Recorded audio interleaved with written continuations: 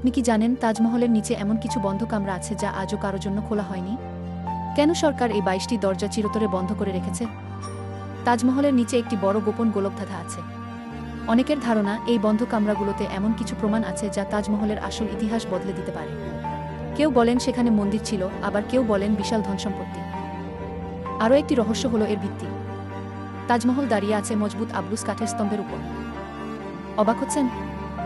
এই বিশেষ আবলুস কাঠ যমুনা নদীর গভীর জল থেকে আর্দ্রতা শোষণ করে, নিজেকে অবিশ্বাস্যভাবে মজবুত রাখে।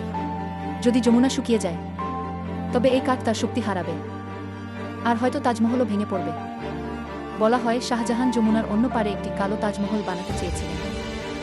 কল্পনা করুন, যমুনার উপরে কালো পালিশ করা মার্বেল পাথরে গড়া সেই সুবিশাল কালো তাজমহল রাতের নিস্তব্ধতায় পূর্ণিমার আলোয় এক রহস্যময় সৌন্দর্য নিয়ে দাঁড়িয়ে আছে। কিন্তু তার ছেলে আওরঙ্গজেব তাকে বন্দী করায় সেই স্বপ্ন অপূর্ণ থেকে যায়। দিনের আলোয় শুভ্র তাজমহল আর রাতের মায়াবী পূর্ণিমায় কালো তাজমহলের এই কল্পিত দ্বৈতরূপ এক অসমাপ্ত স্বপ্নের চিরন্তন প্রতীক। তাজমহল নিয়ে আপনার কি ধারণা?